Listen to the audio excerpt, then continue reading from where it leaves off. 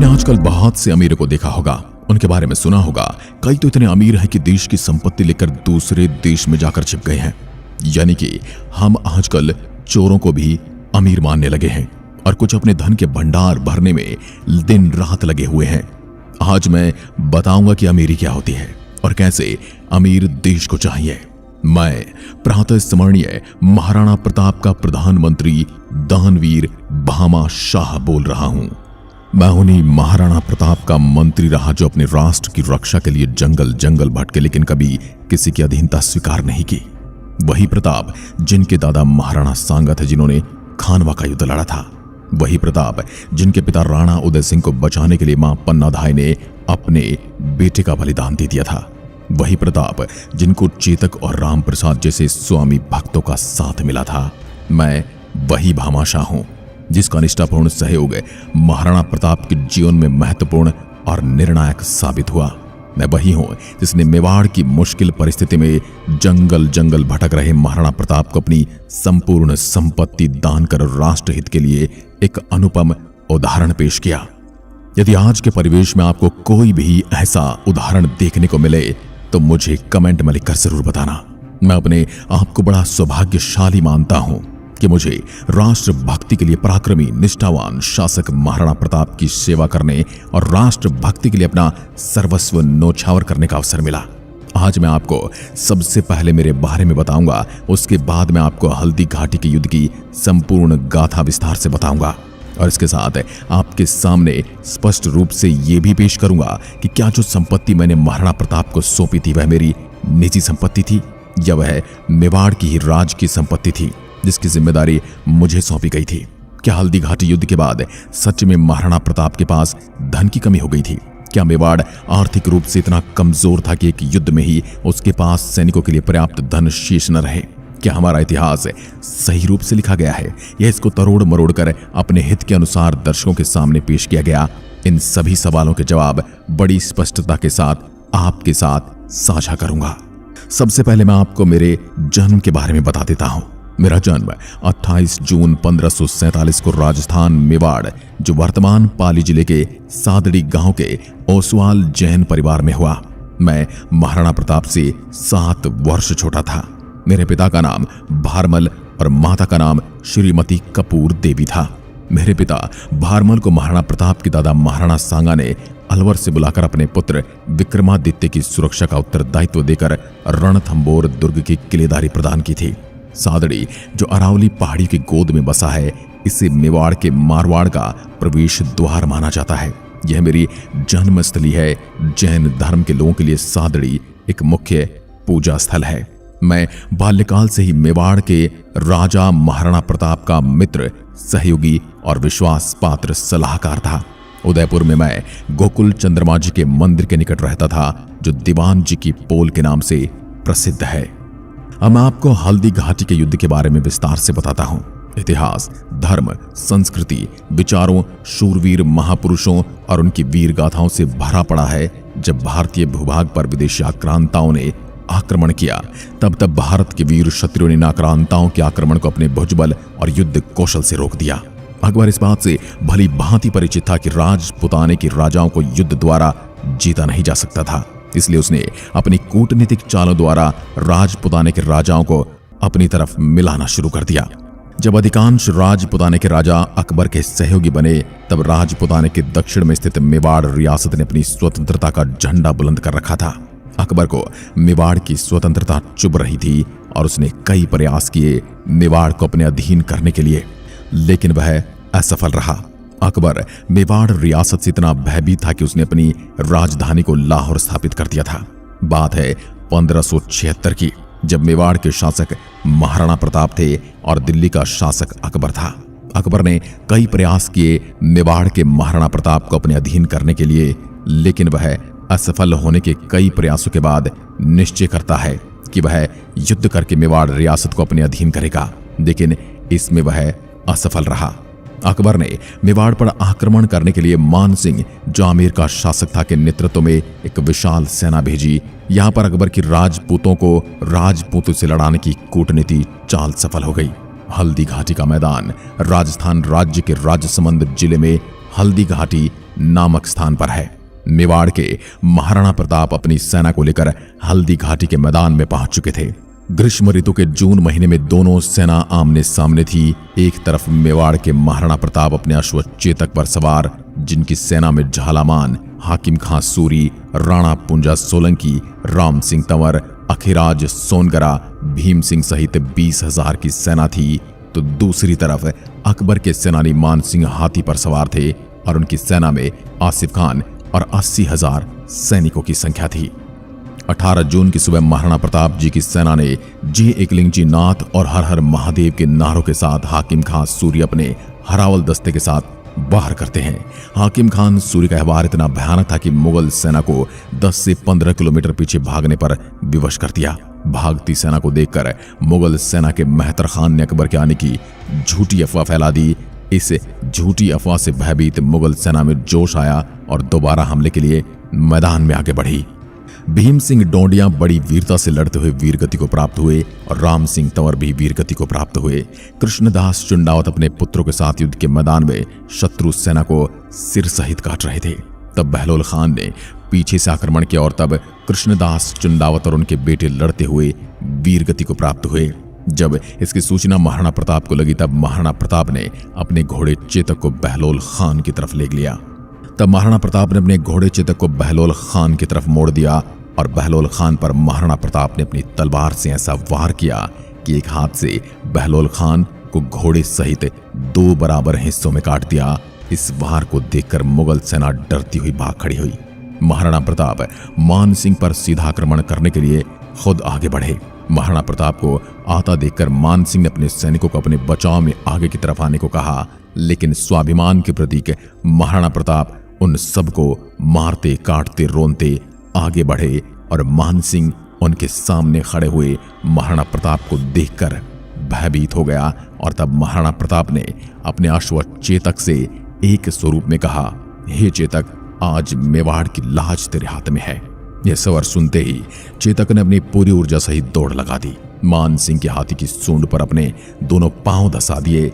महाराणा प्रताप ने अपने भाले को मान सिंह की तरफ फेंका। भाला गज संचालक और उसके ओहदे को भेदता हुआ आगे बढ़ा, लेकिन मान सिंह अपने ओहदे में छिप गया और भाला ओहदे से टकरा गया और मान सिंह ओहदा से नीचे गिर गया। मान सिंह के हाथी की सूंड में लगे खंजर से चेतक की एक टांग कट गई। चेतक चल नहीं पा रहा था, इसी वजह से महाराणा प्रताप को युद्ध भूमि से निकलना पड़ा। इधर मुगल सैनिकों ने प्रताप का पीछा किया, लेकिन घायल अवस्था में भी चेतक ने 22 फीट का नाला कूदकर महाराणा प्रताप की रक्षा की। आगे मुगल सेना आ नहीं सकी। नाला कूदने के बाद चेतक जमीन पर गिर पड़ा और उसने वहीं पर अपने स्वामी की गोद में अपनी अंतिम सांस ली। मेवाड़ की सेना के मनोबल को ऊंचा बनाए रखने के लिए महाराणा प्रताप का मैदान में होना जरूरी था।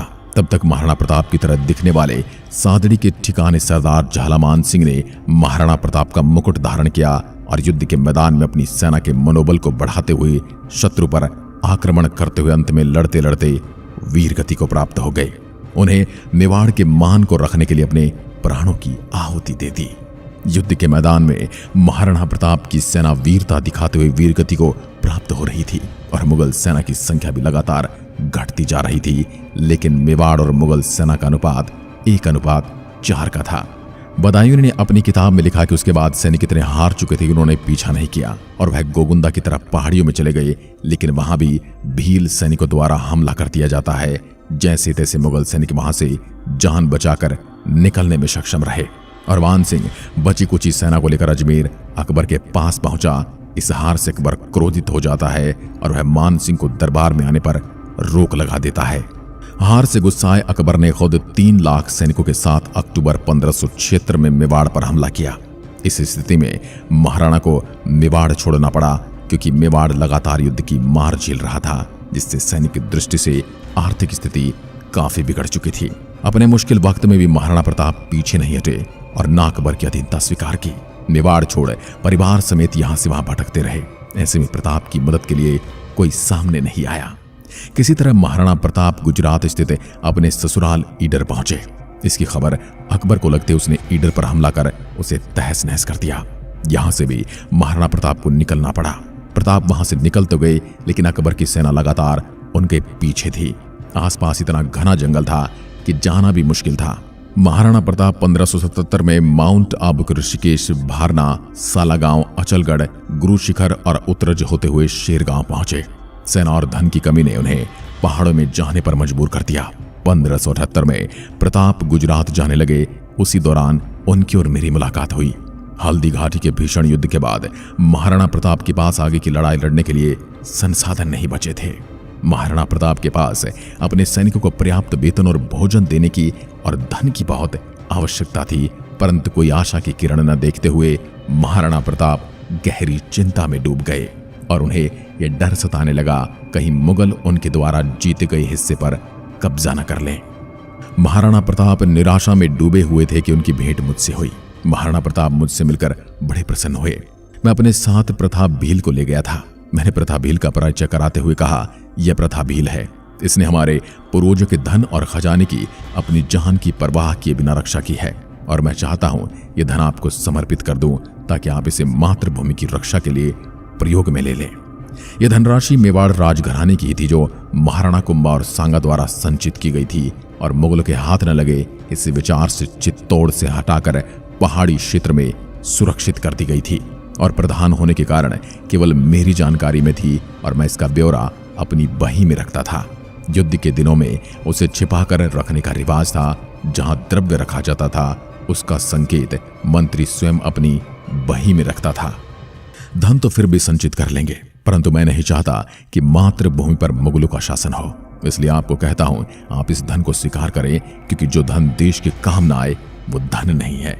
महाराणा प्रताप मेरी और भील की स्वामी भक्ति और देशभक्ति को देखकर गदगद हो गए। उन्होंने दोनों को गले से लगा लिया और महाराणा प्रताप की आंखों में आंसू आ गए। महाराणा प्रताप ने कहा कि आप जैसे सपूत के कारण ही मेवाड़ अभी भी जीवित है। मेवाड़ की धरती, मेवाड़ के महाराणा, यहाँ की जनता, अपितु पूरा देश आपको इस समर्पण के लिए याद रखेगा। हमें आप दोनों पर गर्व है। मेवाड़, महाराणा प्रताप, हल्दी घाटी आदि की बात चलती है तो इस संघर्ष में महाराणा के लिए आर्थिक व्यवस्था करने वाले उनके मंत्री भामाशाह यानी मेरी चर्चा अवश्य चलती है। हर कोई मानता है, लिख देता है कि मैंने अपनी कमाई सारी पूंजी महाराणा को अकबर के साथ संघर्ष करने हेतु राष्ट्र हित में दान कर दी थी। इस तरह मुझे इतिहास महान दानवीर साबित कर दिया जाता है। ऐसा करने वाले समझते नहीं कि वो मेरे बारे में ऐसा लिखकर मेरे व्यक्तित्व, स्वामी भक्ति, कर्तव्य व राष्ट्र हित के लिए दिए गए असली योगदान के किनारे कर मुझे एक व्यापारी बताकर मेरे साथ अन्याय कर रहे होते हैं। आज समाज में मेरी जो छवि बना दी गई है उसके अनुरूप मेरा नाम आते ही आमजन के मन मस्तिष्क में छवि उभर आती है, बड़ा व्यापार करने वाला सेठ। जो व्यापार में कमाया था वो महाराणा को दान दे दिया, जबकि मेरे द्वारा महाराणा को दिया धन कतई दान नहीं था। वह महाराणा का ही राजकीय कोष था जिसे संभालने की जिम्मेदारी मुझको थी और मैंने उस जिम्मेदारी को कर्तव्य पूर्वक निभाया। मैंने मालवा अभियान में प्राप्त धन महाराणा प्रताप को दिया था। मैं व्यापारी नहीं, महाराणा के राज्य की वित्त व्यवस्था व राजकीय खजाने की व्यवस्था देखता था। साथ ही मैं एक योद्धा भी था। मैंने मालवा अभियान का सैन्य नेतृत्व कर वहां से धन अर्जित किया और महाराणा प्रताप को दिया। 1578 ईस्वी में मैंने और भाई ताराचंद ने मेवाड़ की बिखरी सैनिक शक्ति को एकत्रित कर अकबर के सूबे मालवे पर ऐसा धावा बोला कि पूरे सूबे में खलबली मच गई। मुगल सत्ता को भनक भी नहीं लगी और वहां से 25 लाख रुपए से अधिक राशि वसूल कर पुनः मेवाड़ आ गए। इस धनराशि से प्रताप को बहुत बड़ा सहारा मिला और वो पुनः मुगलों से संघर्ष को तैयार हो गए। ये वही धनराशि थी जिससे मैं भामाशाह बना और हिंदी शब्दकोश को एक नया शब्द मिला, भामाशाह, अर्थात संकट में जो काम आए। कई किंवदंतियों को जन्म मिला। कुछ एक कलम धर्मियों व इतिहासकारों ने उक्त राशि को मेरी निजी धनराशि मानकर मुझे एक उदार चित्त व दानवीर शब्दों सम्मान दर्शाया, लेकिन वास्तविकता में यह धनराशि मालवा की युद्ध में अर्जित को ही धनराशि एवं महाराणा कुंभा और महाराणा सांगा द्वारा संचित धनराशि थी। इस तरह इतिहास पर नजर डालें तो जो धन मैंने दिया वह राणा का राज के धन था, न कि कोई दान।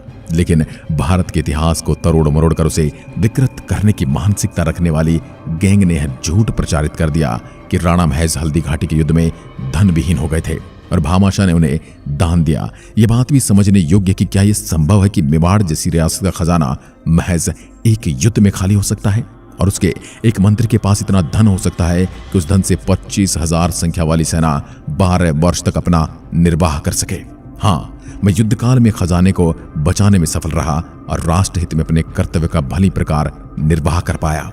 यह मालवा सैनिक अभियान के द्वारा धन संग्रह कर राष्ट्र की स्वतंत्रता की लड़ाई लड़ रहे महाराणा का सहायक बना, जिसके लिए भामाशाह निसंदेह सम्मान व प्रशंसा का पात्र है। लेकिन अफसोस, जो भामाशाह वीर, साहसी, नीतिज्ञ, कुशल प्रबंधक, स्वामी भक्त, योग्य प्रशासक, देशभक्त था, उसे महज एक नाम दानवीर दे दिया गया, जो उसके व्यक्तित्व के साथ अन्याय है। पर्याप्त सहयोग से महाराणा प्रताप में नया उत्साह उत्पन्न हुआ और उन्होंने पुनः सैन्य शक्ति संगठित कर मुगल शासकों को पराजित कर और फिर से मेवाड़ का राज्य प्राप्त किया। तो दोस्तों, ये थी मेरी यानी भामाशाह की निष्ठावान राष्ट्रभक्ति और स्वामी भक्ति, जो सर्वस्व त्याग को जीवन का मूल मंत्र मानकर संग्रहण की प्रवृत्ति से दूर रहने की चेतना जगाने में अग्रणी रहे। मातृभूमि के प्रति अगाध प्रेम और दानवीरता के लिए भामाशाह का नाम इतिहास में हमेशा अमर रहेगा। आपकी भामाशाह के बारे में क्या विचार हैं, कमेंट बॉक्स में अवश्य बताएं। वीडियो पसंद आई हो तो लाइक कर चैनल को सब्सक्राइब करना ना भूलें। जय हिंद, जय भारत, जय राजपूताना।